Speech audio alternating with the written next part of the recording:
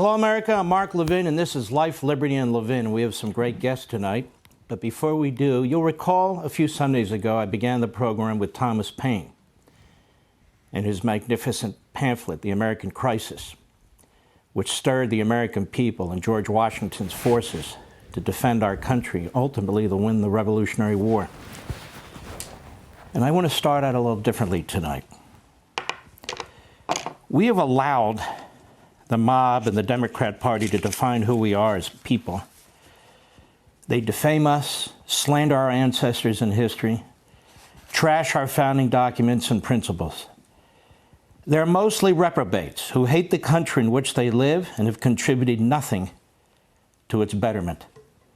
Indeed, they live off the sweat and toil of others while they pursue a destructive and diabolical course for our nation, undermining and sabotaging virtually every institution in our society.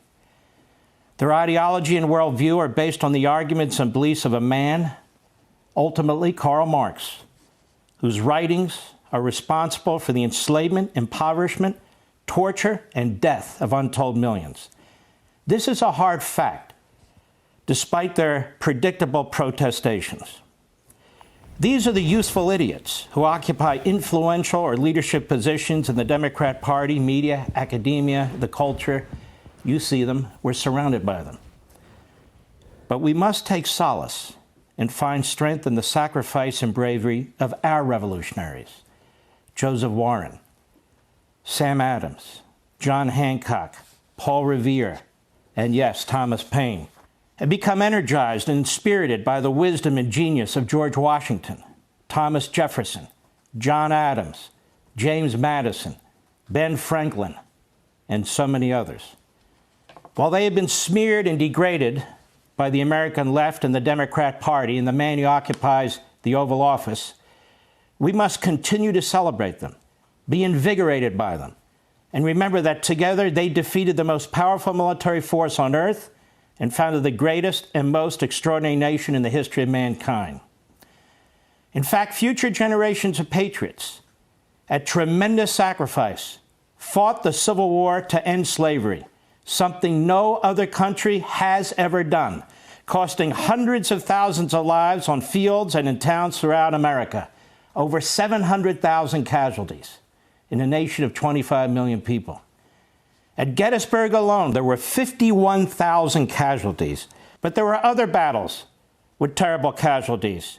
Chickamauga, Spotsylvania, the Wilderness, Chancellorsville, Shiloh, Stones River, Antietam, Bull Run twice, Fort Donelson, Fredericksburg, Port Hudson, Cold Harbor, Petersburg, Gaines Mill, Missionary Ridge, Atlanta, Seven Pines, Nashville, and many others. Last century, Americans, millions of Americans, fought, and hundreds of thousands died in 2 world wars. In World War I, some 4 million American soldiers were mobilized to fight Germany, Austria-Hungary, Bulgaria, and the Ottoman Empire.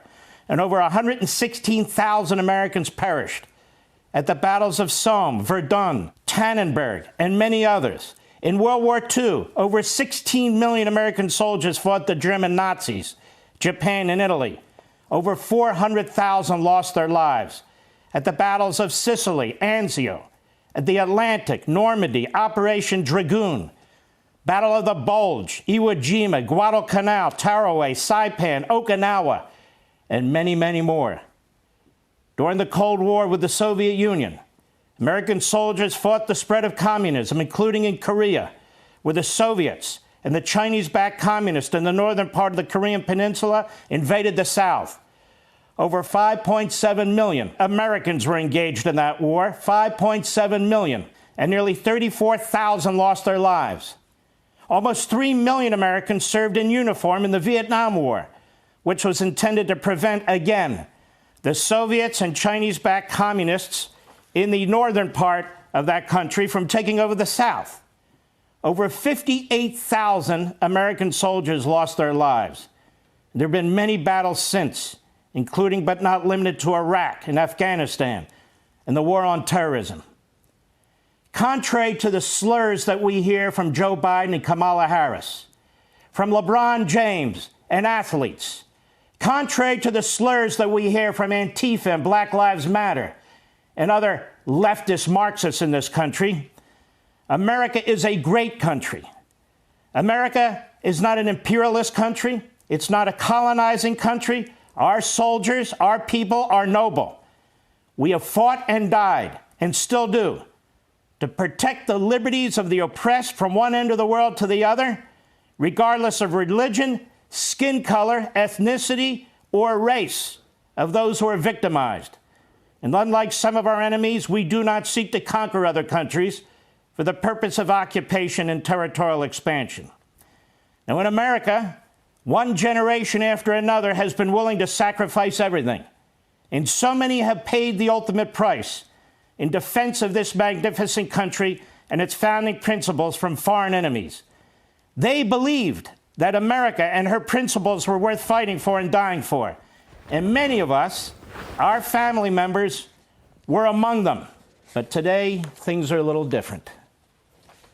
On the home front, most of us have always viewed our police as selfless and brave guardians of the law, who protect us from criminals and keep the peace.